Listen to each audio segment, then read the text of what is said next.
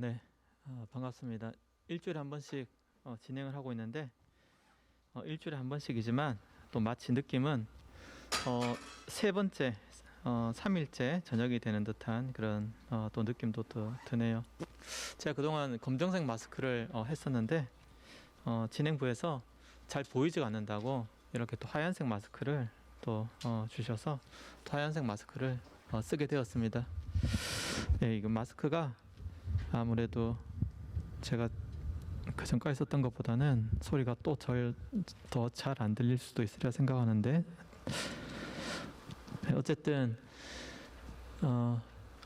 계시록에서 그렇게 강조하는 게 또 흰색들이 많은데, 흰옷, 백마 이런 것들 많은데, 그래서 또 이렇게 흰 마스크를 주나 뭐 이런 생각도 잠깐 들기는 했습니다. 어떻게 한번 좀 계시록을 읽어보셨습니까? 네, 오늘 그 제목은 계시와 심판 6장에서 16장까지 전체를 다루고 또 심판과 보호라는 어떤 그런 내용으로 보려고 하는데요. 오늘 범위가 상당히 많아요. 6장에서 16장까지를 제가 이제 디렉터 회의 때 하려고 한다, 1시간 이내로 하니까 그게 가능하냐 이렇게 묻더라고요. 저도 이렇게 준비를 하면서 이게 강의면 또 6장, 16장까지 어떻게든 끝내겠는데, 또 설교니까 모든 부분들을 6장과 16장까지 모든 내용들을 다 설명하는 게 저희 목적도 아니고, 6장에서 16장까지 내용을, 그 구조를 최대한 간결하게 알려주면서, 그리고 성령께서 여러분들에게 하시고자 하시는 그 말씀이 증거되면 좋겠다라는 생각이 들었습니다.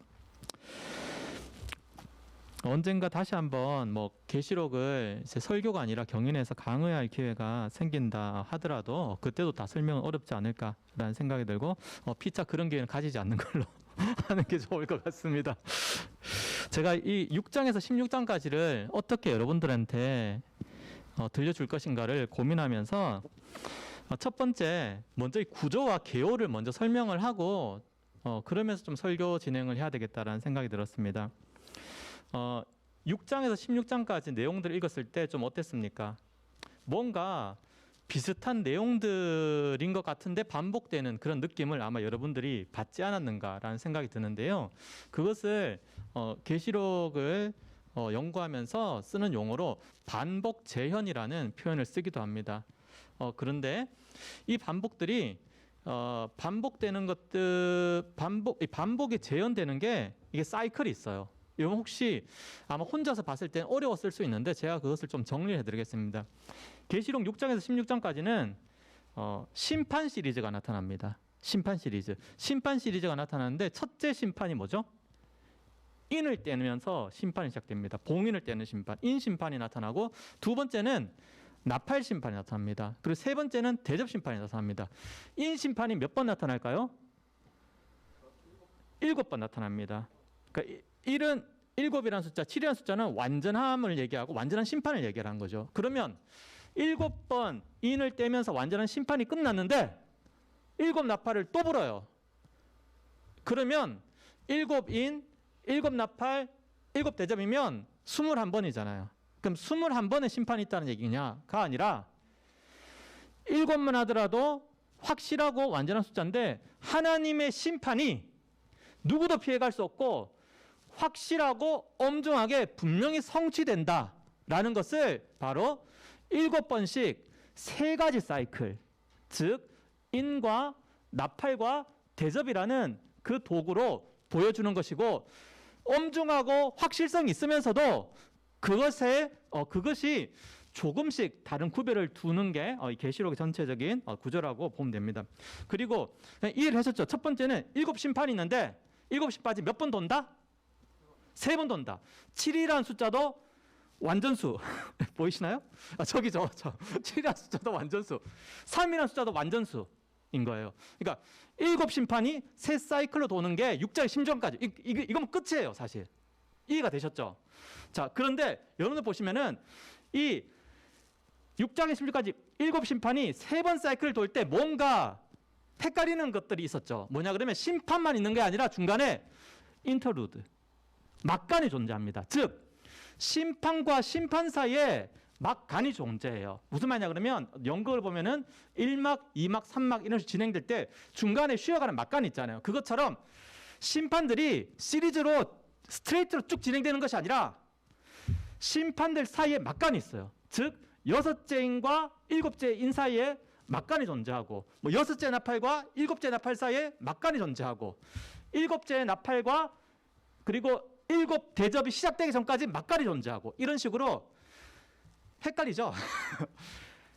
7 심판 시리즈가 3번 사이클이 반복되는데 7 심판 시리즈 3번 사이클이 반복되는 중간중간에 인터루드, 막간이 있다 라고 여러분들이 생각을 하시면 됩니다. 그리고 여러분 또 설교를 들으면서 아마 또 이해가 될 거예요. 지금 제가 간략하지 않을 수도 있지만 전체 구절 말을 하고 있는 거고요. 그리고 이 6장 16장까지의 7 심판 세 사이클에서 중심은 보좌예요. 그러니까 심판이 어디서부터 시작되냐라고 했을 때 5장에서 그 봉인을 누가 떼죠? 바로 어린 양이 떼잖아요. 그 어린 양이 어디 있었죠? 엔 메소, 그 사이에 하나님 그 보좌 사이에서 어린 양이 봉인을 떼죠. 보좌에서 심판이 시작되고, 심판이 어디서 끝나느냐? 보좌에서 되었다라는 음성이 7 나팔, 그러니까 7 대접, 나팔 대접, 마지막 7 대접이 끝날 때 되었다라는 음성이 보좌에서 나거든요. 보좌에서 시작되고 보좌에서 끝이 나요. 즉 무슨 말이냐 그러면 6장에서 16장까지도 다른 것이 중심이 아니에요. 계시록의 중심은 하나님의 보좌, 하나님과 예수 그리스도의 보좌가 중심이에요. 1장 주 예수 그리스도, 2, 3장 지상의 7 교회들, 완전한 그 숫자를 의미하는 그 교회들, 4장 5장 천상교회에서도 보좌, 6장에서도 16장 하나님의 심판이 보좌로부터 시작되고 보좌에서 끝이 나고, 그 가운데 인터루드, 막간은 심판이 아니라 다른 내용, 혹은 또 심판과 관계된 다른 내용들이 이렇게 존재하는 게 이 계시록 6장에서 16장까지의 내용입니다. 그리고 또 대조되는 모습도 보여줘요. 지상의 모습, 천상의 모습, 그리고 심판과 구원, 그리고 또 하나의 특징은 이게 좀 독특한 구조인데 위조라는 것을 보여줘. 위조. 그러니까 진짜가 누구냐? 예수 그리스도가 진짜인데 가짜도 있다는 거예요. 이 가짜가 진짜와 비슷한 모방을 거쳐요. 이게 뭐냐 그러면 카운터핏인데, 카운터핏은 위조하는 부분인데요. 그러니까 이미테이션 그러면 모조품이 되잖아요. 그런데 그냥 이미테이션이 아니라, 이미테이션을 좋은 의도로 주는 게 아니라 이미테이션을 사기치려고 주는 거죠. 그러니까 가짜인데 이미테이션인데 이 이미테이션을 진짜인 것처럼 속여서 자신의 원하는 것을 가져가려고 하는 거예요. 그게 바로 사단이에요. 그러니까 6장에서 16장까지 4장 5장도 예수 그리스도 하나님의 보좌고 중심은 예수 그리스도인데, 사단과 그의 세력들이 마치 그들이 진짜 왕인 것처럼 카운터핏, 위조를 하고 이미테이션을 하면서 사람들을 속이는 거죠. 바로 그런 대조가 6장 16까지 나타나요. 용과 짐승 대 어린 양, 하나님의 보좌 대 짐승의 보좌, 14만 4천 이란 단어 글자 보셨죠? 666 비슷하다는 거예요. 그러니까 하나님의 보좌가 있는데 짐승 보좌가 있어요. 그리고 어린 양이 있는데 용이 있어, 짐승이 있어요. 그리고 이런 식으로 계속해서 경쟁되는 그런 모습들을 위조하는 그런 모습들을 보여준다. 자, 이렇게 설명하면은 6장에서 16장까지의 구조, 그리고 특징, 막간이 존재한다, 중심은 보좌, 대조가 있고 그 대조 가운데 위조라는 독특함이 존재한다. 이렇게 설명하면 6장까지 16장까지의 어느 정도 개요가 거의 다 끝났습니다. 그리고 이것을 문장으로 설명해 보면 계시록의 중심에는 보좌가 있다. 그리고 보좌로부터 구원과 심판이 시작된다. 하나님을 따른 이들은 보호받고 구원되고, 이게 막간에 있는 내용이에요. 막간에 있는 내용이 뭐냐 그러면 성도들 하나님 보호하신다. 심판 시리즈가 연속되는 가운데도 왜 막간이 존재하느냐? 이 막간도 인에서는 1장, 그리고 나팔에서는 2장, 그리고 대접이 시작되기 전에는 막간이 4장 이렇게 늘어납니다. 1장, 2장, 4장 늘어나면서 심판이 계속되는 상황 가운데도 하나님은 성도를 지키시고 보호하신다. 이게 막간의 핵심이에요. 그래서 하나님을 따른 이들은 끝까지 보호받고 구원되고 하나님을 거부한 이들은 심판과 고통을 받는다. 이게 6장 16장까지의 내용의 진술이에요. 이렇게 하면 이제 끝났습니다. 6장과 16장은. 자, 내려가도 될 것 같은데 제가 이걸 준비를 하면서 제가 이렇게 썼어요. 다 알려고 하지 말자. 다 알려고 하지 말자. 다 알 수 없고 정확히 예를 들어서 666이 뭔지 아세요? 모르죠. 근데 인터넷 다 따지다. 그게 중요한 게 아니라는 거죠. 계시록에서 정확하게 규정하는 거는 이런 거예요. 14만 4천이 무엇이냐, 어린 양이 누구냐, 이런 하나님과 관련된 거는 학자들이 거의 비슷한 의견들이 있지만 이거 아니면 이거 중에 하나다라고 얘기를 해요. 그런데 666이라든지 아마겟돈이라든지 그쪽 라인에 있는 애들은, 그러니까 하나님을 대적하는 쪽에 있는 상징들은 무엇이라고 딱 규정하기가 어려운 부분이 사실 있기는 해요. 예를 들어서 이거 사도 요한이 썼잖아요. 그리고 나서 1세기 안에 그 교부들이 있잖아요. 사도 요한의 제자도 있고, 그런 초대 교회 교부들도 당시 666이 무엇이냐라고 할 때 딱 확실히 규정하기 어려웠다는 거죠. 근데 이제 가장 보편적으로 받아들이는 것은 666을 내가 얘기하고 있죠. 가장 보편적으로 받아들이는 것은 게마트리아 방식이라고, 뉴머랄리지, 숫자로, 알파벳을 숫자로 환산할 때 이게 네로다, 이런 식으로 받아들일 수 있다는 거죠. 로마 제국이다, 이런 식으로. 그런데 다 정확하게 풀고 요게 맞다라고 이야기하는 사람들이 있죠. 그게 바로 이단이에요. 그러니까 건강한 교회들은 이거 아니면 이거일 수 있는데 중심은 예수 그리스도고 하나님을 드러내는 부분인데, 그런데 이것만이 맞다라고 딱 선을 긋는 그쪽 사람들이 바로 이단인 거예요. 기존 교회는 모르는데 자신만 진리를 안다고 해석하고, 이런 분들을 조심해야 되는 거죠. 근데 계시록의 상징들은 한 단어가 있으면 그 단어가 A, B, C로 해석될 좀 가능한 부분이 있어요. 이게 뭐냐 그러면 믹스드 메타포.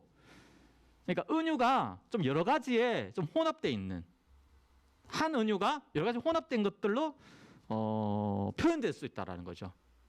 그러니까 예를 들어서 이게 계시록을 해석한다 그러면 이게 과거에 일어났던 일이냐, 아니면 현재 일어나고 있는 일이냐, 아니면 상징적인 악과 선, 하나님과 하나님의 대적들 간의 전투의 일이냐, 아니면 미래적인 성취로 해석해야 되느냐, 이렇게 네 가지 관점이 나눠지거든요. 과거적으로 일어난 거냐, 현재적인 거냐, 상징적인 거냐, 미래적인 거냐. 과거적만 하더라도 그럼 이게 네로냐, 로마 제국이냐, 이런 식으로 교황이냐, 뭐 이런 식으로 과거주의만 하더라도 해석들이 A, B, C로 갈리는 부분이 있기 때문에 우리는 한계를 인정하고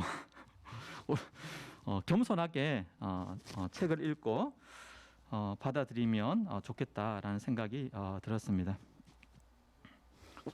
그래서 내가 생각해 봤을 때 좀 이렇게 이해하면 되지 않을까라는 생각이 들었습니다. 중요한 건 666, 아마겟돈 이런 단어 규정이 중요한 게 아니라는 거죠. 중요한 건 666이 아니라 14만 4천인 거고, 중요한 건 아마겟돈, 이 무슨 제가 무깃도의 산인데, 무깃도의 산이 아니라 14장 1절에 어린 양과 14만 4천이 서 있는 시온산, 이런 게 중요하다는 거죠. 666이 뭐냐가 중요한 게 아니라 14만 4천 구속받은 성도가 중요하고, 아마겟돈이 어디냐, 아마겟돈, 무깃도의 산 없어요. 지역적으로. 무깃도라는 평야지역이기 때문에 산이라는 게 없고 상징적으로 말하는데, 뭐 3차 대전 이런 게 아니라는 거예요. 마지막 때 일어나는 이런 게 아니라는 거죠. 그런 어떤 아마겟돈 자체가 중요한 게 아니라, 무깃도의 산이 중요한 게 아니라 어린 양과 14만 4천이 서 있는 시온산, 이런 것들이 더 계시록의 포커스다라는 거죠. 그리고 보면 읽어보셨으면 10뿔, 그죠? 그리고 머리가 7 달린 바다 짐승, 또 2뿔 달린 땅 짐승, 이런 것도 중요한 게 아니라 7뿔 7눈, 전능하시고 전지하신 예수 그리스도가 중요하다는 거죠. 그런 애들은 기적을 행하고 심지어 죽은 자를 살리는 모습도 계시록에 등장하기 시작해요. 그래도 다 가짜라는 거예요. 그게 6장에서 16장까지 반복적으로 우리에게 보여주는 모습입니다. 여러분, 저희가 1장에서 5장까지를 봤습니다. 1장 주 예수 그리스도, 2, 3장 지상의 교회, 4, 5장 천상의 교회를 보면서 4, 5장 하나의 보좌를 봤어요. 그러면 그 다음에 일어나야 될 일은 무엇일까요? 이제 다 잘 살면 되나요? 한 가지 해결되지 않는 일이 있어요. 우리 대한민국의 법제도를 봐도 공소시효가 있죠. 그리고 그 기간이 끝나면 처벌이 불가합니다. 그래서 몇 번이나 분노하는 그런 상황들을 겪기도 합니다. 근데 사후장 하나님과 주 예수 그리스도의 보좌. 근데 뭔가 장가지 걸린 거예요. 그러면 하나님을 믿지 않은 이들은 우리는 하나님을 따랐어요. 근데 하나님을 따르지 않은 사람들이 있습니다. 우리는 어린 양을 따랐어요. 그럼 어린 양을 따르지 않은 사람들은 어린 양을 따르지 않은 사람들도 있습니다. 그러면 그런 사람은 어떻게 됩니까? 이 세상에 불의가 있습니다. 불의는 어떻게 됩니까? 여러분, 하나님의 보좌의 기초가 뭔지 아세요? 하나님의 보좌는 시편 97편 2절에 구름과 흑암이 그를 둘렀고 의와 공평이 그의 보좌의 기초라고 했습니다. 즉 하나님의 보좌의 기초가 의와 공평이에요. 하나님이 의로우시다면, 그 보좌가 의롭다면 우리의 구속으로 끝나는 게 아니라 죄에 대한 심판이 필연적이라는 거예요. 여러분, 왜 6장에서 심판 시리즈가 7번씩 3번 반복되는지 아십니까? 바로 그 이유는 하나님의 보좌가 거룩하고 의로우시기 때문이에요. 왜 4장 5장에서 끝나지 않고 심판이 있느냐? 그 이유는 하나님이 불의한 분이 아니기 때문이에요.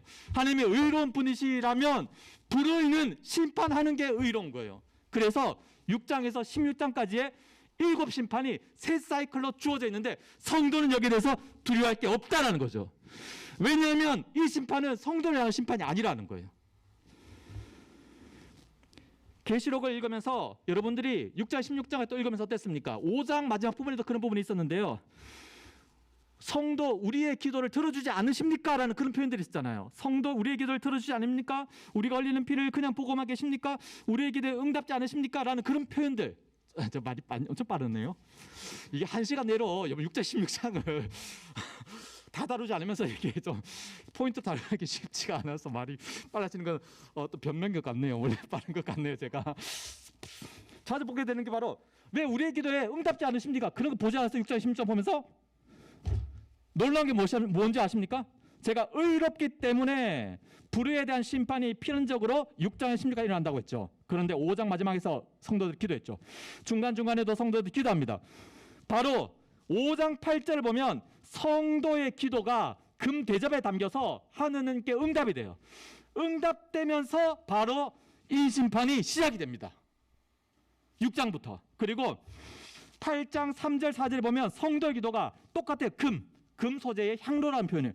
성도의 기도가 금 향로로 응답되고 심판, 나팔 심판이 시작됩니다. 성도의 기도가 응답되었는데 그게 바로 대접으로 응답이 되는데 그리고 나서 바로 이 심판이 시작되고 성도의 기도가 응답되는데 향로로, 금 향로로 응답되는데 그리고 나서 나팔 심판이 시작됩니다. 그리고 나서는 성도의 기도가 응답된 금 대접이 이제는 마지막 심판으로 기록되어져 있는 그 대접 심판에서는 하나님의 진노가 그 금대접에 가득히 담겨져 표현됩니다. 하나님의 진노를 가득히 담은 금대접으로 15장 7절에 표현돼서 마지막 심판인 대접 심판에서는 막간이 없어요. 스트레이트로. 그러니까 인과 나팔은 6제와 7제 사이 막간이 들어가는데 마지막은 급속도로 진행이 되는 거죠. 그러니까 심판 시리즈가 점점 갈수록 점진적인 강화를 스피드가 점점 강화되는 것을 보여주는데 마지막 심판은 막간 자체가 없어요. 그냥 막 스트레이트로 떨어지고 첫째와 둘째가 피조개와 피조개로 한다면은 셋째는 주로 그냥 천사가 바로 그냥 대상들에게 그리고 바로 피조개로 그리고 피조개가 공격적으로 사람들을 공격하는 모습까지 마지막 대접 심판에서는 나타나게 됩니다.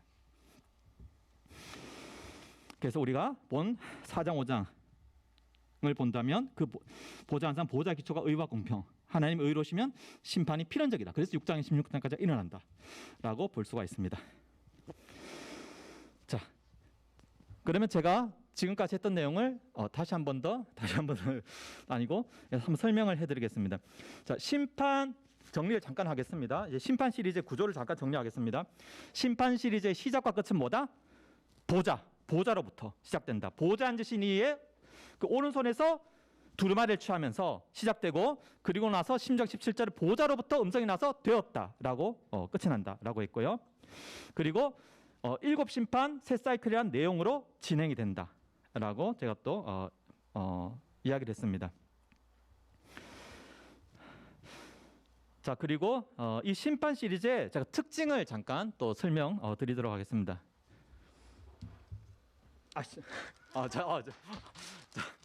아 이건 좀 너무 이상한 거 아니에요? 그래도 저기 하라는 대로 해야죠. 네, 그렇게 하는 게 마땅한 거니까. 이게 뭐죠? 이거 근데 이거 저기 안구가 아니라 저기 안경에 습기 끼는 거 아니에요? 발음이 안 들리는 거 아닐까요? 투명해서? 일단 하라고 줬으니까 하겠습니다. 해보겠습니다. 해보고 또 뭐.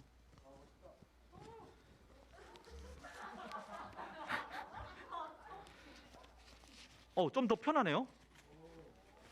말이 그렇다는 거죠. 진짜 좀 더 편하네. 이유가 뭐지? 이게 근데 효과가 있는 건가요? 어차피 제 뭐 주위에 아무도 없으니까. 자, 잘 들리나요? 그러니까 저도 호흡이 편하네. 왜 이러죠? 이거 이게 바로 아까 얘기한 가짜와 진짜의 그 이미테이션. 그 대적은 이제 카운터핏이라는 거죠. 악한 의도를 가지고, 여기는 선한 의도로 주는 거죠. 그러니까 이게 다른 거죠. 심판 시제 보면은 특징이 있는데, 첫째는 그 병행이라는 부분이 있습니다. 여러분 보시면은 그 세 심판 사이클을 보시면 인, 나팔, 대접인데 첫째 인에서 네 번째 인, 첫째 나팔에서 네 번째 나팔. 여러분 잘 따라오시면 이해를 할 수 있어요. 여러분 어디 가서 도둑기가 어려울 수 있습니다. 첫째 인에서 네 번째 인, 첫째 나팔에서 네 번째 나팔, 그리고 첫 번째 대접에서 또 네 번째 대접, 이런 식으로 첫 번째 네 개는 말의 색깔들이 달랐죠. 두 번째 나팔에서는 피조개들이 1에서 네 번째까지 나타납니다. 그리고 세 번째 대접에서도 피조개, 그러니까 피조 이 세상 말하는 거죠. 피조개가 좀 뭐가 이상. 피조 세상, 요렇게 병행적인 구조를 가지고 있어요. 그런데 인에서도 다섯 번째 일곱, 그리고 나팔에서도 다섯 번째 일곱, 대접에서도 다섯 번째 일곱은 좀 더 느슨한 구조를 가지고 있습니다. 그렇게 병행적으로 연결되지는 않아요. 자, 그게 특징이고, 또 두 번째 아까 얘기했던 막간이 있다라는 거고, 그런데 그 막간이 한 장, 두 장, 그리고 세 번째 심판 사이클에서는 막간이 없이 급속도로 전개되고, 그 전에 막장이 네 장이나 존재한다라고 좀 말씀을 드렸고요. 그리고 반복 재현, 비슷한 전개가 7심판 세 사이클로 이루어진다라고 얘기를 했고, 점진적, 이제 네 번째 제가 설명해 드릴 건 점진적 강화라는 부분인데, 점점 강도가 세져요. 보시면 첫 번째는 인을 떼는 거잖아요. 두 번째는 나팔을 부는 거잖아요. 뭔가 좀 세진 느낌 안 듭니까? 세 번째는 대접을 쏟는 거예요. 자, 일단 심판 행위 자체도 인을 떼는 거, 나팔을 부는 거, 대접을 쏟는 것으로 가는데, 자, 6인을 보시면 6장 8절에 보면은 땅에 몇 분의 몇 채의 권세를 가지고 그 땅이 짐승들로서 죽인다는 말이 몇 분의 몇인지 아세요? 6장 8절에 땅에 4분의 1이에요. 그리고 12절에는 산과 섬이 옮겨진다라고 표현되어 있어요. 그런데 여섯째 나팔로 가봅시다. 인심판 나팔로 가버리면 8장 7절에서 12절까지 나오는데 4분의 1이 아니라 3분의 1이 돼요. 8장 7절에 3분의 1, 땅 3분의 1, 수목 3분의 1, 8절에 바다 3분의 1, 바다 생명체, 배들, 강들, 물, 해달별, 사람 3분의 1. 즉 4분의 1에서 3분의 1로 이게 늘어나죠. 그리고 7 대접으로 가면 대접 사이클 들어가면 3절에 모든 생물이 죽더라. 점진적 강화. 그러니까 비슷한 것 같지만 점진적 강화되어지는 그런 모습을 보여주고요. 그리고 마지막 대접은 아이가 공중에다 쏟아버리기 때문에 피할 게 없는 거죠. 그리고 지진의 묘사도 18절에 보면 사람이 땅에서 온 이래로 이같이 큰 지진이 없었을 정도의 큰 지진이라고 표현되고요. 그리고 섬도 없어지고 산악도 없어진다라는 표현으로 되어지죠. 인에서는 산과 섬이 옮겨졌는데 대접에서는 마지막에 섬도 없어지고 산악도 없어진다라고 되고요. 그리고 이제 공격적인 전개로 가죠. 2절에서는 악하고 독한 종기, 그리고 3절에서는 모든 생물이 죽고, 그리고 8절에서는 해가 빛을 잃는 게 아니라 이제는 해가 권세를 받아서 불로 사람들을 공격해요. 그리고 21절에는 하늘에서 우박, 한 달란트 무게의 우박이 하늘로부터 떨어진다라고 해요. 한 달란트 무게는 금 34kg거든요. 이 34kg가 하늘에서 떨어진다고 생각해보세요. 이걸 누가 피하겠습니까? 그런데 이런 심판을 대하는 우리의 느낌은 무섭지 않다라는 거예요. 우리는 그리스도께서 계속해서 보호해 가신다라는 게 6장과 16장에서 보여주는 그 막간에서 우리에게 보여주는 그 모습이에요. 심판이 있다. 하지만 심판들 사이에 막간, 그 사건에서 성도가 하나님의 보호를 받고 있다라는 것을 그 막간들이 보여줍니다. 그 첫째 막간을 보시면 첫째 막간은 7장 3절에 있어요. 자, 7장 3절을 한번 읽어볼까요? 자, 7장 3절 시작. 이르되 우리가 우리 하나님의 종들의 이마에 인치기까지 땅이나 바다나 나무들을 해하지 말라 하더라. 여기 보시면 바로 7장에는 여러분들이 잘 아는 14만 4천이 있는 거예요.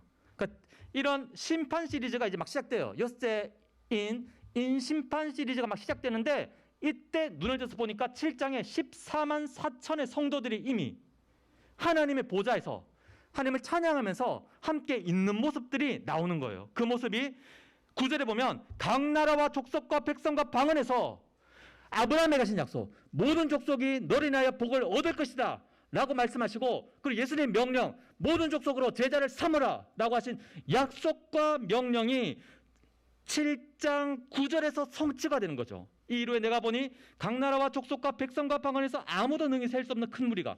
그러면 14만 4천은 헤아린 거잖아요. 그럼 14만 4천은 몇 명인 거죠? 그런데 9절은 또 헤아릴 수 없는 큰 무리라고 되어 있어요. 14만 4천은 이렇게 볼 수 있습니다.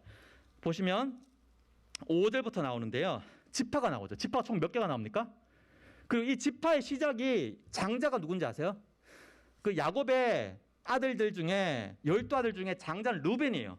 그러면 지파의 시작을 이렇게 루벤부터 해서 쭉 나와야 되는데 5절에 보면 어느 지파가 나오죠? 루벤 앞에 유다 지파가 나오는 거예요. 왜?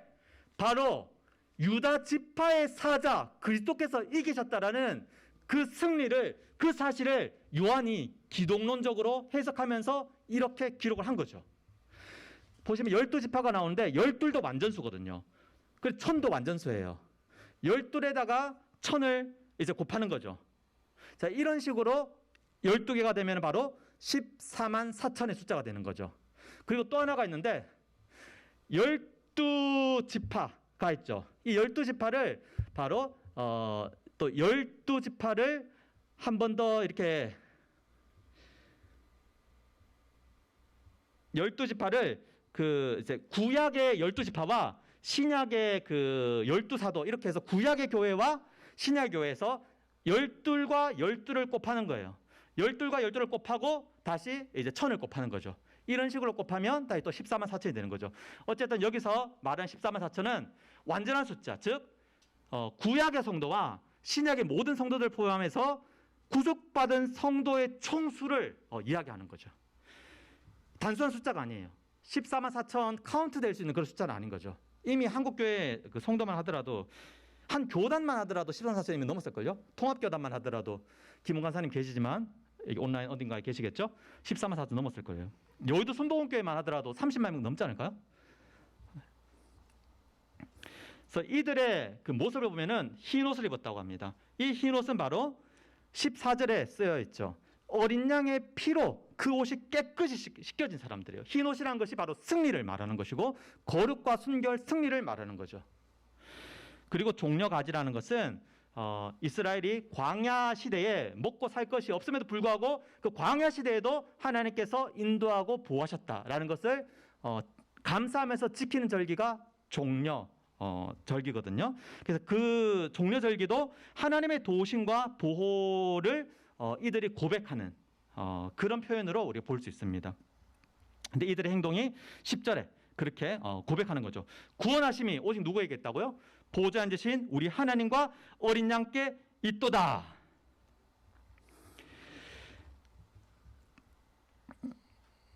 둘째 막간을 한번 또 보도록 하겠습니다.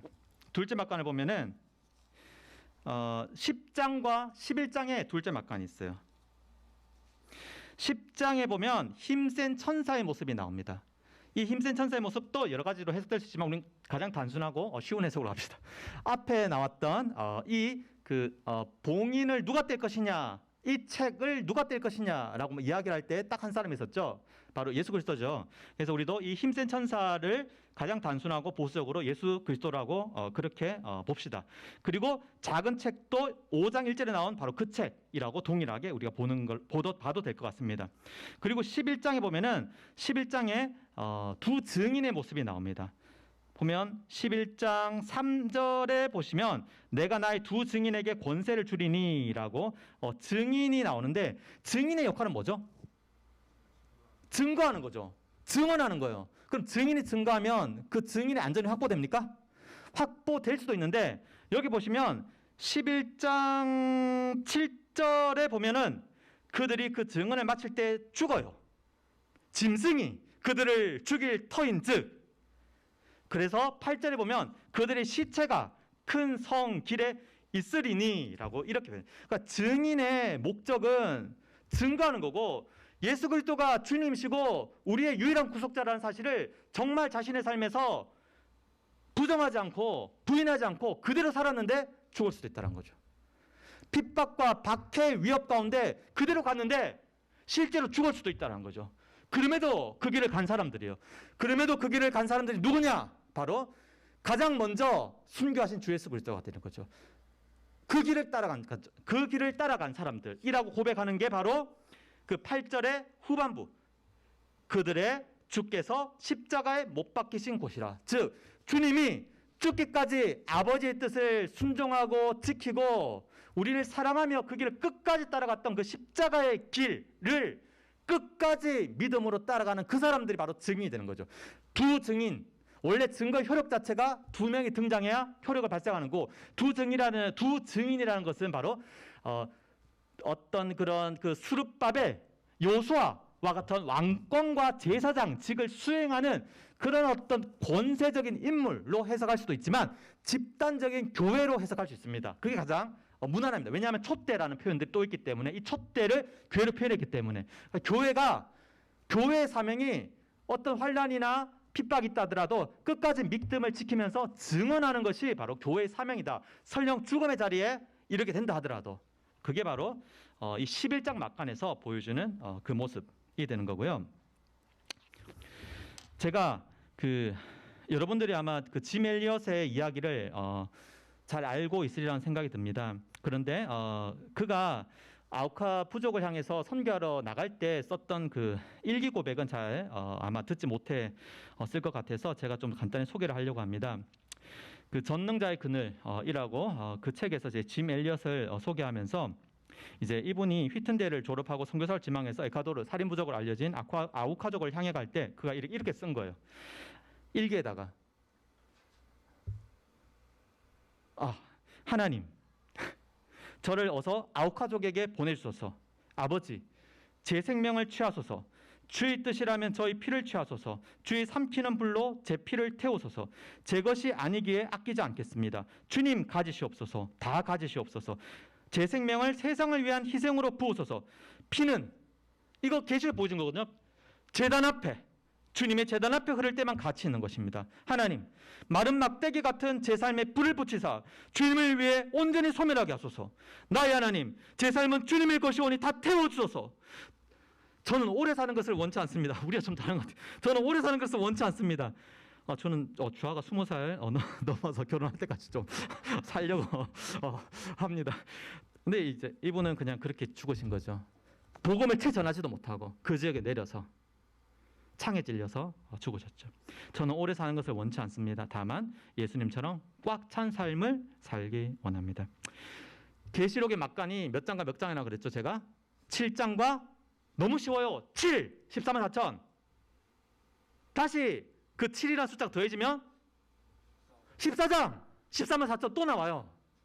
계시록의 막강은 바로 그런 고통이나 근데 고통이 없을 수 있어요. 없으면 안 되는 거예요. 성도가 신실하게 그것을 따라간다라고 했을 때 필연적으로 주어지는 것은 고난이에요. 왜냐하면 우리가 봤던 그 바다 짐승, 땅 짐승의 그 트라이앵글, 삼각형 그 편대가 좀 헷갈릴 수 있을 텐데 그 사람이 끊임없이 성도가 바로 살아가는 것을 유혹해요.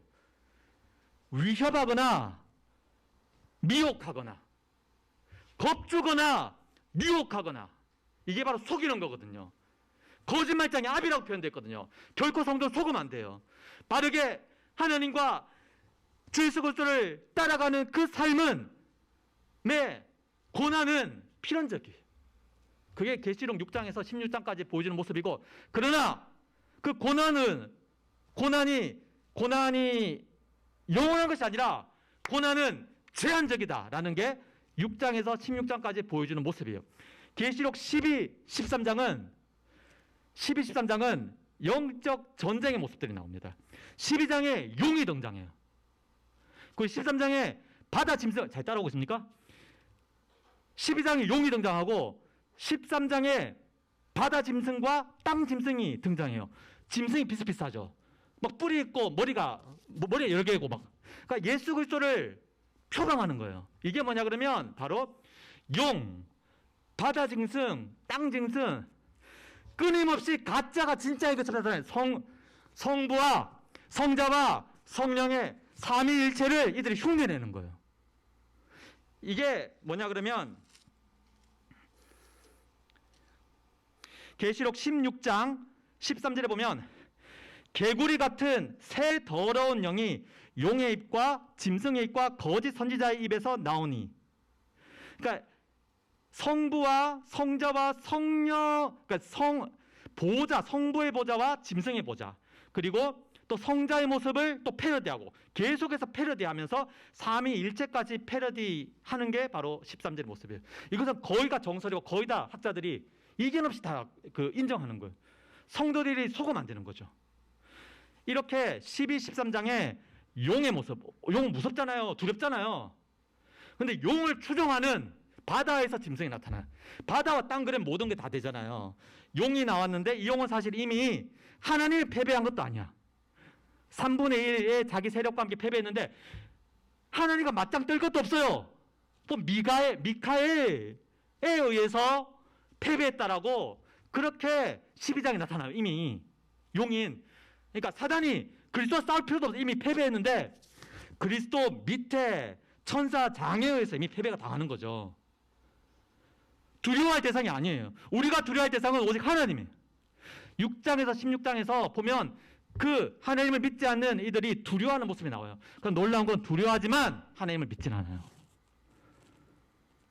12, 13장에서 용이 있습니다. 그 용을 추종하는 바다에서도 짐승이 한 마리가 올라오고 땅에서도 짐승이 한 마리가 올라오죠. 이것을 과거주의적으로 해석한다면은 뭐 네로와 그리고 로마의 제국과 이런 식으로 또 볼 수 있고, 거기다 또 확장한다면은 교회를 핍박했던 유대인, 일부 유대인들과 이런 식으로 또 볼 수가 있겠죠.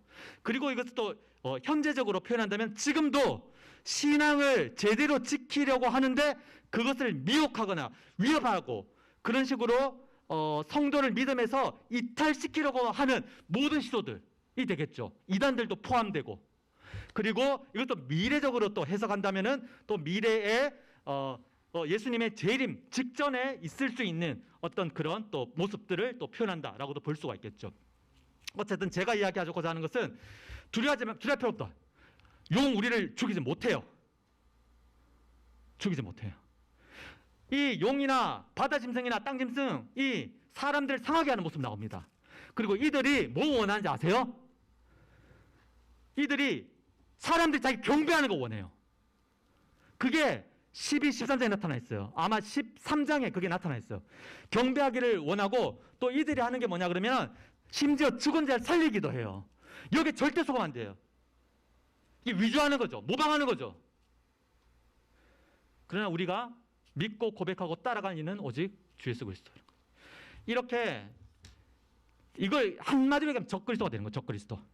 적그리스도가 개인일 수도 있고, 로마 시대로 얘기한다면 한 개인이라면 네로가 되는 거고, 그리고 그 제국화가 될 수도 있고 어떤 권력적인 부분이 될 수도 있고, 개인일 수도 있고 집단적일 수도 있고, 과거에 드러났고 현재에 드러나고. 이미 이 계시록을 쓴 사도 요한이 말이죠. 지금이 마지막 때라고. 이미 적그리스도가 세상에 나타났다라고 사도 요한이 그렇게 표현을 이미 요한일서에서 표현하고 있습니다. 여러분, 그런 어떤 위협을 느껴본 적 있어요? 위협을 느낄 정도로 신앙하지 않잖아요. 위협을 느낄 정도로 하나님께 자신을 드려본 적이 있습니까? 위협을 느낄 정도로 신실하게 믿음을 따라 살아가본, 위협을 느낄 정도로 신실하게 믿음을 지키며 살아가려고 해본 적이 있었습니까? 죽어도 좋다라고 그렇게 고백하는 적이 있었습니까?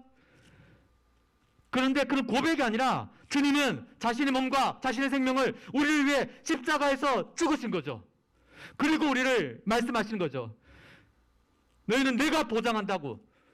너희의 최종 승리와 최종 안전을 내가 보장한다고. 계시록은 대비되는 두 무리가 있습니다. 어린 양을 따라가는 무리, 용을 따르는 무리. 어린 양과 성부 하나님과 성령 하나님을 따라가는 무리, 용과 짐승들을 따라가는 무리. 천상의 무리, 하늘의 무리, 땅의 무리. 그런데 그 결론이 다릅니다. 한쪽은 영원한 성전과 새하늘과 새 땅, 이 결론이고, 또 하나는 영원한 불못이 결말이 됩니다. 진실로 따르고자 하는 자에게는 고난이 있습니다. 그런 고난을 경험해 보지 못했다면 우리는 어쩌면 그 정도까지 주님께 우리를 걸지 않았기 때문일 수 있습니다. 그리고 우리가 진실로 그리스도를 따른다라고 했을 때 우리에게 고난이 있지만, 그 고난은 계시록 12장, 13장에서 볼 때에 한때, 두때, 반때, 1260일, 3년 6개월 이란 표현을 나타나고 있습니다. 계시록 12장 14절에 보면 한때와 두때와 반때, 그리고 13장 5절에 보면 42달, 이런 식의 표현이 뭡니까? 이 표현들이 의미하는 것은 그리스도인에게 고난의 시련의 위기가 있지만 제한적이다라는 거예요. 그러니까 계시록에서 보여주는 건 두려움이 아니라 하나님이 얼마나 그의 백성들을 분명히 붙들고 보호하시는가를 보여주는 거예요. 시련이 있지만 날짜가 정해져 있어요. 한때, 두때, 반때, 1260일, 42달, 다 3년 6개월 맞죠? 한때, 두때, 반때. 다 3년 6개월을 말하는 거예요. 3년 6개월이란 말은 무슨 말이냐? 우리가 고난받고 시련을 받는 기간이 있다 하더라도 3년 6개월이구나라가 아니라, 성도가 하나님의 말씀을 지키고 살아갈 때 위협이 있고 어려움이 있다 하더라도 그것은 제한된 시기다. 끝나는 시기가 온다. 지나가는 시기가 온다라는 소망을 보여주는 게 바로 계시록의 한때, 반때, 두때, 한때, 두때, 반때, 1260일, 42달의 표현인 것입니다. 그리고 그렇게 설령 두 증인처럼 죽음을 당한다 하더라도 십자가에서 주님이 죽으신 곳이라 라고 표현하는 것처럼 그렇게 우리가 믿음을 지키다가 순교까지 가실 분들이 또 있겠죠. 하더라도 그 뒤에 보면 3일 반 후에 내가 그들을 살려요. 주께서 사흘째 되는 때에 죽음에 살아나신 것처럼 3일 반 후에 그들을 살리는 모습이 나타납니다. 이게 진짜예요. 기적이 진짜가 아니에요. 다른 종교나 다른 사람들이 보여주는 그런 마주 같은 행동이 진짜가 아니에요. 기적이 진짜가 아닙니다.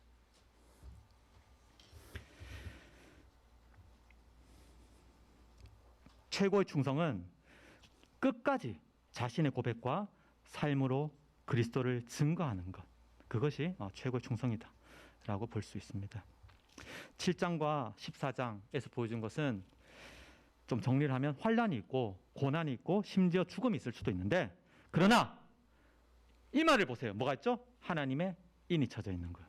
인이 쳐져 있다는 것은 내 소유다라는 얘기거든요. 이 말 쳐진 내게 가장 귀한 소유다. 내가 내 목숨으로 너희 생명과 바꾸었다. 내가 완전히 보호하고 죽어도 살리겠다라는 게 7장과 14장에서 보여주는 14만 4천에 대한 하나님의 행동입니다. 그런데 이런 심판 시리즈에서 놀라운 것은 제가 앞에 잠깐 얘기했던 것처럼 어린 양을 따르지 않는 이들이 일곱 심판 새 사이클에서 보여준 여전한 반응은 6장 15절. 산들과 바위들아 우리를 어린 양의 진노에서 가려다오. 굴과 바위 사이 숨으면서 우리를 가려다오, 이렇게 얘기합니다.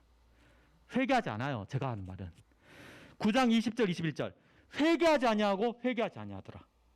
16장 9절 하나님 이름을 비방하며 심판 가운데도 또 회개하지 아니하고 주께 영광을 돌리지 아니하더라. 16장 11절 하늘의 하나님을 비방하고 그들의 행위를 회개하지 않더라.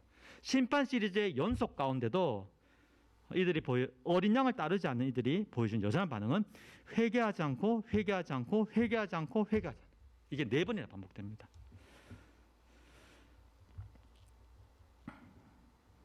일곱 교회를 향해서 하나님께서 몇몇 교회들에게 회개하라고 말씀하셨어요. 멸망의 말이 아니라, 심판의 말이 아니라 사랑의, 회복의, 구원의 사인이거든요. 일곱 교회들을 향해서. 두 번째, 심판 시리즈에서도 하나님께서 회개할 기회를 주시는 것. 그러나 회개하지 않는 모습을 보여주는 것이. 계시록에서 최고의 충성이 증거로 보여진 곳은 사실 순교의 현장입니다. 그런데 최고의 충성은 이미 그리스도께서 우리 죄를 위해, 우리 죄를 씻기 위해 십자가에서 죽으신 거죠. 그래서 이 순교라는 단어가 마르티스인데, 이 마르티스라는 단어는 증거라는 뜻을 동시에 지니고 있습니다. 마르티스라는 단어 자체가, 이게 사용된 단어가 마르티스인데, 마르티스라는 단어 자체가 증거이면서 동시에 순교까지 의미를 가지고 있습니다. 우리를 향해서 신실하셨고 하나님께 충성된 현장이 바로 그리스도 십자가의 현장입니다. 그런데 십자가를, 그 죽음의 현장까지 가시기 전에 예수님 뭐라고 했죠? 힘들다고 얘기했잖아요. 이 잔이 너무 고난이다라고, 이 잔이 옮겨졌으면 좋겠다라고 3번이나 기도했죠. 그러나 끝까지 그 길을 가신 거죠. 여러분도 그렇게 갈 수 있겠습니까? 혜지 간사님, 이제 결혼도 하셨는데 결혼 지 얼마 안 됐잖아요. 아직 새 신부 아닌가요? 좀 너무 좀 그렇네요, 주인분이. 좀 오래 사셔야죠. 과연 간사님, 애가 둘이잖아. 이 질문도 좀 그렇네요. 택성 간사 어디 있죠? 아직, 이것도 너무 차별이잖아. 결혼 안 했다고 또 그럴 수도 없잖아요. 택성 간사도 소중한데. 그럼 건희 간사 온라인 자고 있는 거 아니야? 건희 간사, 김훈 간사. 우리 가운데 김훈 간사 끝까지 이 길을 가지 않을까요? 죽음의 자리에서도. 제가 웃으며 얘기했지만, 주님이 가신 그 길은 웃음의 자리가 사실 아니었죠. 가시관을 쓰시고 옷이 벗겨지고 살이 패일 정도로 매질을 당하시고 무거운 십자가를 지시고 걷다가 몇 번이나 넘으시고, 그리고 못이 박히고 십자가에 들어 올리셨죠. 그런 상황에서도 그분의 고백은 회개하고 나에게로 와라. 난 여전히 너희를 사랑한다는 그 메시지였어요. 그게 바로 뭐냐 그러면, 아버지, 누가복음 23장에 나타나 있는데, 아버지 저들을 용서해 주십시오. 저들은 자기들이 뭘 하는지 모릅니다. 십자가에서 저 나쁜 놈들이라고 얘기하지 않고 끝까지 아버지 저들 용서의 메시지 하신 거죠.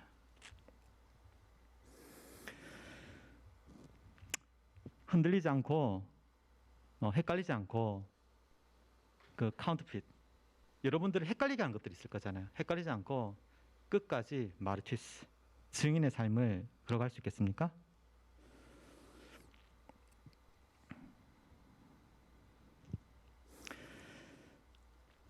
복음은, 현대 기독교는 이제 지옥을 얘기를 하지 않죠. 그럼 이제 성도 싫어하니까. 지옥은 뺍시다. 빼고, 근데 어차피 뒤에 나오기도 해요. 불못이라는 단어 제가 썼지만 16장, 16장에 불못이라는 단어 안 나오는데 뒤에 나오거든요. 근데 이 불못은 이미 예수님이 하신 말씀이에요. 나사로에게 뜨겁다라고 이렇게 얘기를 했는데, 현대기독교는 심판이 없죠. 사실 심판에 대해서 말 안 하죠. 근데 계시록은 그렇지 않아요. 계시록을 설교로 잘 하지 않죠. 어려우니까. 성도들이 싫어할 수도 있어요. 그러나 계시록의 주제는 심판이 아니라 그리스도께서 믿는 자를 구속하시고 끝까지 지키시고 보호하신다라는 게 신정론이 계시록의 주제예요. 하나님 의로우시고 의롭기 때문에 성도들 끝까지 보호하시고 구원하신다. 그리고 또 계시록 주제 신원, 하나님이 그 기도에 분명히 응답하시고 보상하신다라는 게 신도들이 해왔던 모습에 대해서 분명한 보상, 그게 의로움이잖아요. 공정이잖아요. 그게 바로 계시록이 보여주는 보상이에요.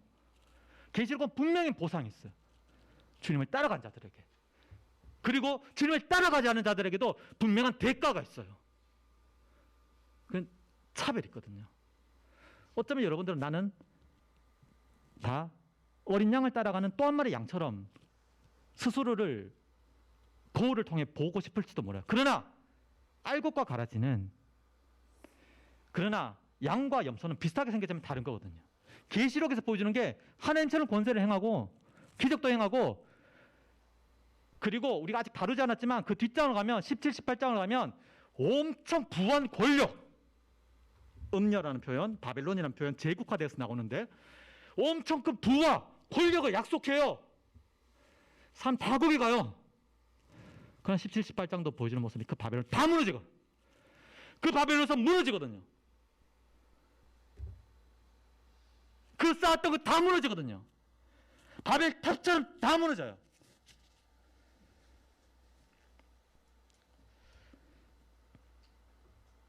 현대 기독교는 심판을 빼고 사랑만 좀 이야기할지 모르는데, 그것은 저는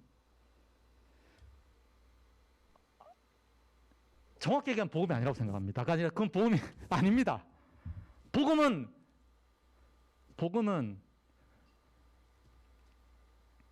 사랑만 있는 것이 아니라 거룩하고 의로우신 하나님의 심판이 있다라고 말을 합니다. 복음은 우리는 심판받을 수 없는 죄인임을 보여줘요. 율법이. 그런데 그리스도께서 이 모든 율법을 다 이루신 거예요. 우리 대신, 우리가 못하니까.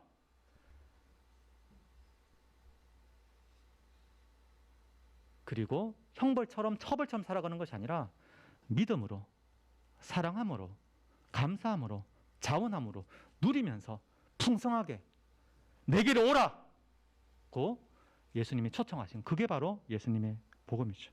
나 같은 죄인을 십자가의 피로 구속하신 사랑과 은혜의 사실이 복음입니다. 그런데 앞부분, 심판받을 수밖에 없는 죄인이다라는 부분이 빠져버리면 절반 복음이에요. 절반 복음은 말이 절반 복음이 아닌 거예요. 절반 복음은 유사 복음인데 유사 복음은 사실은 복음이 아닌 거죠. 우리가 죄인이다라는 사실 빠지면 안 됩니다.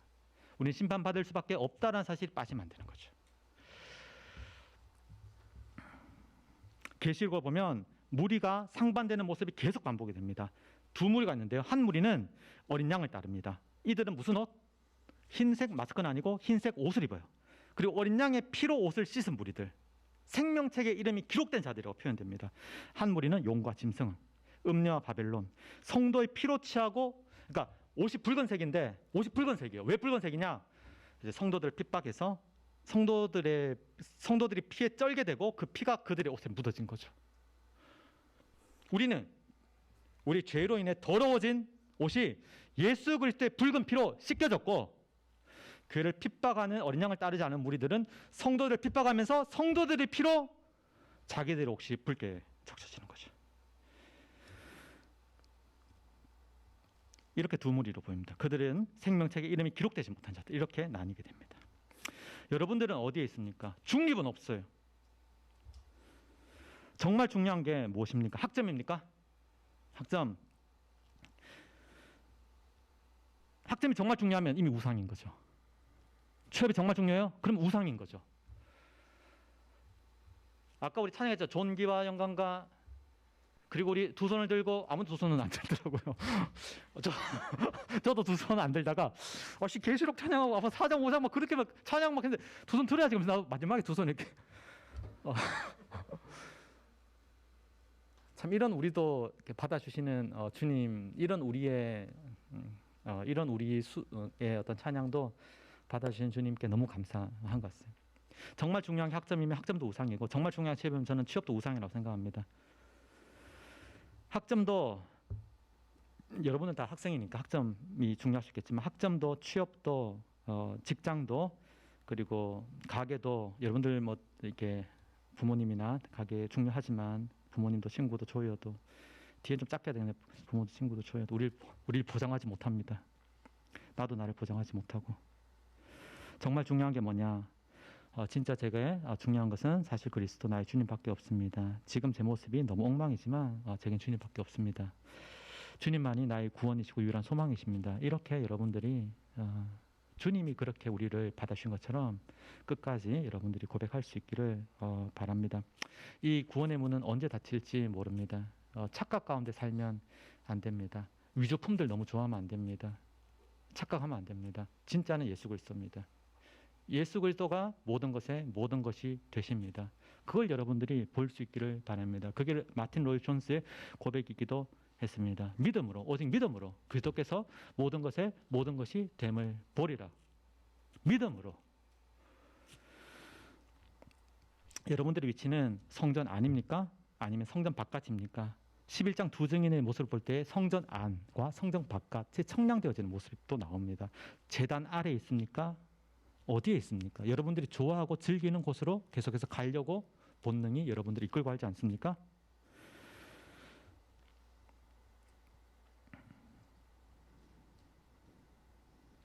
어린 양이 어디로 인도하든지 따라가시겠습니까? 제가 찬송가 323장이 생각이 나더라고요. 그러면 제가 찬송가 323장을 생각하면서 이제는 금지곡이다라는 생각이 들었습니다. 이 찬양이 이제는 안 불려져요. 그러니까 찬송가는 안 불려지죠. 교회에서 더 이상 청년들한테는. 아마 우리 간사님들도 이 노래를 모르는 간사님도 있지 않을까 생각합니다. 왜냐하면 교회에서 안 부르니까. 그리고 이제는 함부로 부르면 이제는 그냥 이 찬송가 부르면 함부로 부르지 말라고 얘기해. 그런 고백 쉽게 하는 거 아니다 라고 얘기하고 광신이다. 네 믿음을 점검해라. 정말 하나님이 그렇게 너를 부르셨는가 이렇게 얘기를 하는데 뭐 그렇게 얘기하는지 모르겠지만 어쨌든 이제는 교회에서 거의 불리지 않는 곡이 찬송가 323장인데요. 찬송가 323장 이런 가사로 되어 있습니다. 부름받아 나선 이 몸 어디든지 가오리다. 안 불러 진짜. 이거 청년들이 옛날에 과거에 기독교가 엄청 막 번영했던 이 기독교에도 번영이라는 단어를 그렇게 쓰기도 그렇고 부흥이라는 단어를 그렇게 쓰기도 그런데 엄청 숫자가 많다고 그럴까요? 그러면 기독교의 청년 대학생들 숫자가 엄청 많을 때가 있었어요. 그럴 때는 부름받아 나서니 뭐 어딘지 가오리다 해서 지금은 부모도 머리 잡죠. 어딜 가려고? 어디든지 부름받아 나서니 어딘지 어디를 가려고? 목사님도 어디를 가려고? 돈 벌어야지. 직장 잘 취업하고 돈 많이 벌어야지. 간사? 무슨 간사? 어떤 간사님들도 학생한테 간사보다는 돈을 버는 게 낫지 않겠니? 부름받아 나서니 뭐 어디든지 가오리. 안 불려져요. 혹시 교회에서 이거 최근에 그러니까 지금 교회를 거의 안 나가시니까 교회를 안 나가기 전에 진짜 무슨 말이지 이게? 온라인 드리기 전에 오프라인 때 이 찬송가가 교회에서 들려졌어요? 그러니까 교회 오프라인 예배 때 교회를 나갈 때에 교회 예배에서 이 노래 거의 안 불려지지 않나요? 부름받아 나서니 몸 어디든지 가오리다. 괴로우나 즐거우나 주만 따라 가오리니 어느 누가 막으리까 죽음인들 막으리까 어느 누가 막으리까 죽음인들. 이거 안 불러요. 아골골짝 빈들에도 복음 들고 가오리다. 멸시천대 십자가는 제가 지고 가오리다. 이름 없이 빛도 없이. 이건 그러면 이 사람 정말 순진하다라고 얘기하죠. 아직 세상 덜 살았네. 세상 좀 더 살아 학생. 제가 얘기하는 게 아니라 그렇게 얘기를 하는 거죠. 왜 순진해? 무슨 이름 없이 빛도 없이 감사하며 섬겨. 1학년 때부터 네 살 길 확보해야지. 네 자원 확보해야지. 그게 카운트핏이죠. 그렇게 이미테이션 하는 게 바로 단순한 모방이 아니라 위조하는 거예요. 가짜 영광이 진짜 영광인 것처럼. 가짜 능력이 진짜 능력인 것처럼. 그거 여러분 아니에요. 여러분 영광도 아니에요. 여러분 능력도 아니에요. 아무것도 아니에요. 그런 건 걔에게나 주라고 말하고 싶지만 걔도 안 받을 것 같아요. 저는 이렇게 비현실적이다라고 이 찬송가를 사람들이 부르지 않지만 가장 비현실적인 게 가장 말도 안 되는 게 주님의 십자가라고 생각합니다. 계시록에서 보여주는 순교는 최상의 증거고 그리스도인의 최후 승리입니다. 그리고 하나님의 교회가 감당해야 할 가장 중요한 사명이 있다면 바로 그 복음을 끝까지 지고 배신하지 말고 믿음을 저버리지 말고 살아갈 뿐 아니라 그 복음을 마르티스 증거하는 겁니다. 증언하는 것입니다. 그게 저는 계시록에 보여주는 하나님의 교회가 감당해야 할 가장 중요한 사명, 하나님의 말씀의 증인, 복음의 증인이라고 믿습니다. 우리 잠시 같이 기도하겠습니다.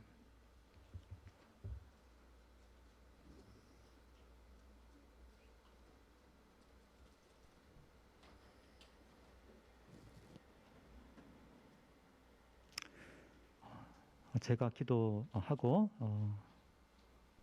기도회를 인도하시는 우리 간사님께 나오셔서 인도하시면 되겠습니다. 하나님,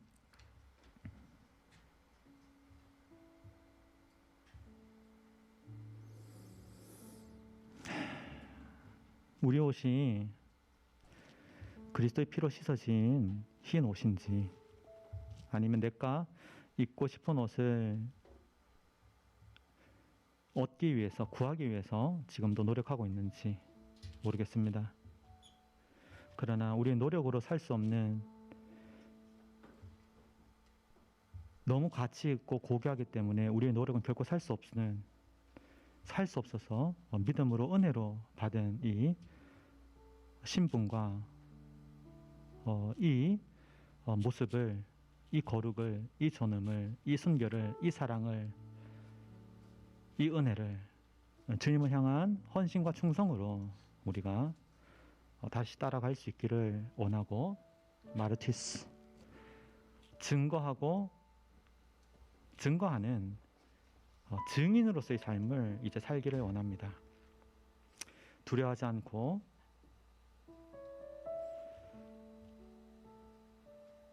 내게 가장 중요한 것이 주 예수 그리스도의 복음임을 고백하면서 사람들의 시선이나 부모님의 우려가 아니라, 이성이나 계산이 아니라 정말 그리스도께 자신의 전부를 드릴 수 있는 이 밤이 되기를, 그런 우리의 가난하고 약한 고백일지라도 고백할 수 있는 기도가 되기를 이 시간 기도합니다. 하나님, 우리 긍휼히 여기시고 하나님의 은혜로 우리를 이 시간 인도해 주옵소서. 기도 가운데 우리의 마음을 만져주시고 하나님의 성령이 우리 가운데 역사하시고 운행하시며 성부와 성자와 성령의 삼위 하나님의 영광과 권능 가운데 우리를 붙드시며 이 밤에 인도하여 주시기를 기도합니다. 우리가 주님의 보좌 앞에 있음을 고백합니다. 날 구원하신 주 예수 그리스도께 감사하며 예수님의 이름으로 기도합니다.